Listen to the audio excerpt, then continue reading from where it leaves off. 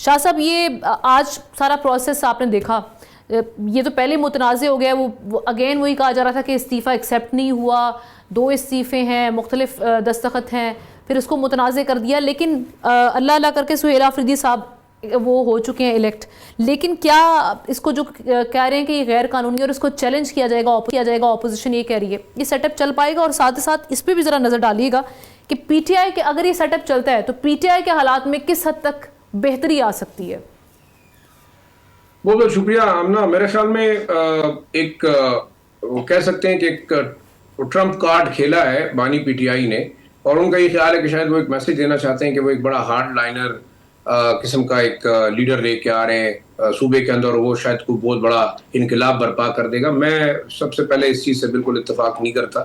بے شک ان کی تقریریں جو ہے بڑی جوش والی ہیں اور ولولے والی ہیں. اس سے پہلے ہم دیکھتے تھے علی امین گنڈا پور صاحب بھی بڑی پرجوش اور ولولہ انگیز تقریریں کرتے تھے، اور اسٹیبلشمنٹ اور حکومت اور فوج اور ہر ایک اینگل کے اوپر انہوں نے چیزیں اٹھانے کی کوشش کی کہ وہ یہ کریں گے، وہ کریں گے. آج ہم نے دیکھا انہوں نے بھی ایسی باتیں کی.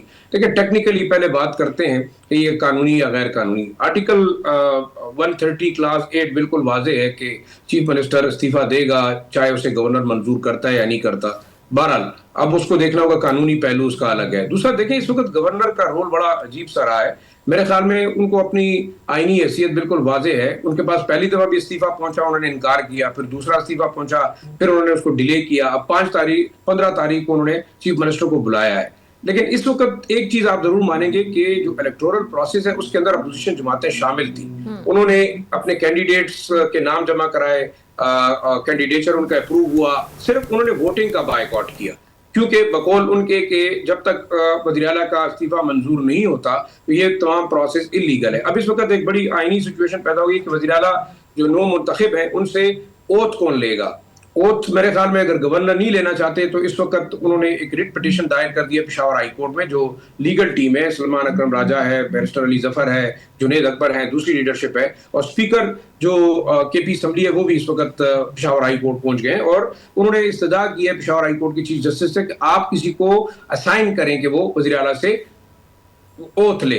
اس سے پہلے ہمارے پریسیڈنٹ موجود ہے جو ریزرو سیٹیں تھی خواتین کی، اس کے حوالے سے بھی یہ تھا کہ وزیر اعلیٰ کی جانب سے اوتھ نہیں لینے دیا جا رہا تھا اسمبلی کے اندر، تو وہ پھر گورنر کے پی کو جو ہے ہائی کورٹ نے ڈائریکٹو دی کہ وہ اوتھ لیں. میرے خیال میں یہ بھی اب ایسے ہی ہوگا، پریسیڈنٹ موجود ہے، اوتھ جو ہے وہ گورنر اگر نہ لینا چاہیں تو پھر چیف جسٹس اب پشاور ہائی کورٹ لے سکتے ہیں. بات اب رہی کہ آگے کیا ہوگا. میں نہیں سمجھتا کہ شاید کوئی چینج آئے گا. بے شک آپ اسٹیٹمنٹ کی حد تک، اسمبلی میں تقریروں کی حد تک یہ تمام معاملات ہوں گے، لیکن اس وقت سہیل آفریدی صاحب وہ چیف ایگزیکٹو ہوں گے صوبے کے، اور وہ میرے خیال میں کسی بھی آرمڈ ریلی کو، کسی بھی پروٹیسٹ کو لیڈ کر کے دوبارہ اسلام آباد میں مارچ نہیں کر سکتے. ٹیکنیکلی یہ چیز غلط ہوگی. ہاں اب ایک بات ہو سکتی ہے کہ علی امین گنڈا پور ایک عام ورکر ہے، وہ شاید اب یہ رول ان کے ہاتھ آئے گا. یہ میں پریڈکٹ کر رہا ہوں، میں بھی ٹھیک غلط ہو.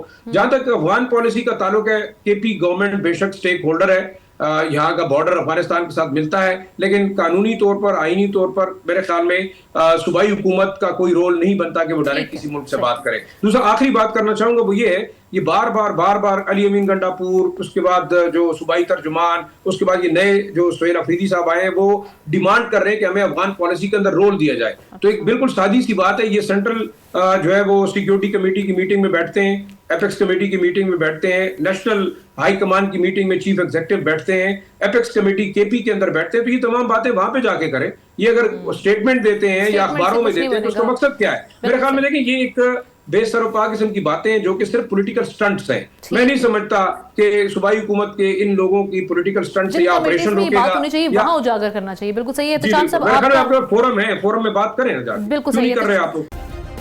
سبسکرائب کریں اور بیل دبائیں تاکہ کوئی خبر رہ نہ جائے.